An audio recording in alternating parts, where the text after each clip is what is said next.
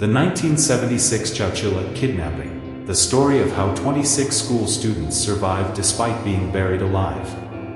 What parent's heart doesn't melt and they find out their child is a victim of kidnapping? In order to pay off a debt, 3 men are willing to steal a school bus carrying 26 school students on their way home from a summer trip.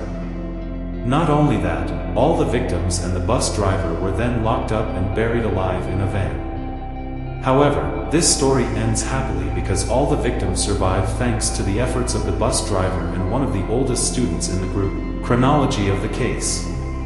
Victims of Chowchilla Kidnapping. Known as the Chowchilla Kidnapping, the incident that occurred on July 15, 1976 involved 26 students between the ages of 5 and 14 and a 55-year-old bus driver, Frank Edward Ray, better known as Ed.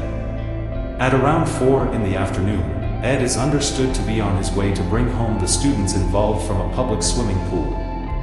While passing through a road in Madera County, California, the bus involved and all the passengers in it, including the bus driver, were reported to have disappeared suddenly. The bus involved was later found in a ditch 9 miles from the main town and was deliberately covered with bamboo to obscure the eyes of the public. However, all the victims still failed to be detected. According to one of the victims, they were kidnapped by 2 men who wore pantyhose over their faces while armed with shotguns.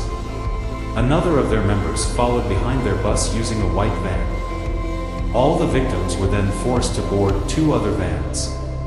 11 hours later, 19 female students, 7 male students and the bus driver used a ladder to enter a container that had been half buried 12 feet in the ground in a quarry.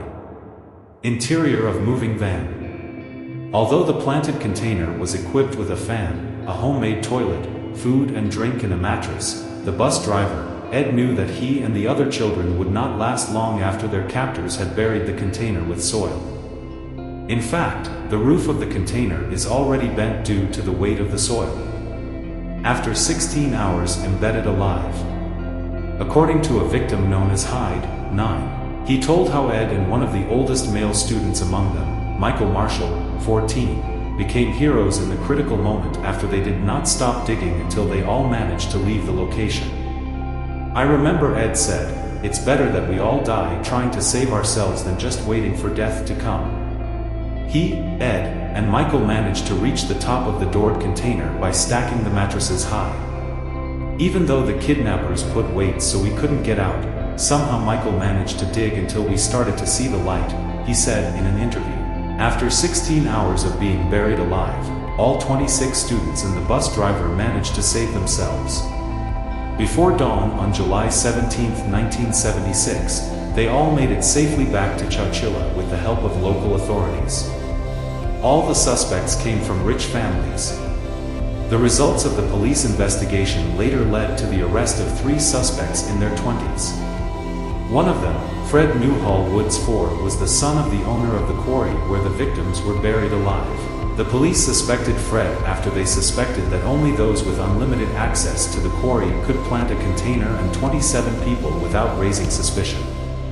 The police have also managed to find the firearm used in the kidnapping, the ransom note and the crime plan at the Fred family's estate. Sources revealed that the motive behind the kidnapping was because the 3 suspects, Fred and a pair of siblings, James and Richard Schoenfeld, the son of a podiatrist, wanted to ask for a large ransom to pay off their debts. In a confession recorded during a parole hearing in 2015, James Schoenfeld said they had planned the kidnapping a year earlier. They have also made various preparations, including creating a lead box to store the ransom money in case the authorities place a location tracking device on the money. We need many victims to get a few million, and we choose children as victims because they are weak and will not fight back.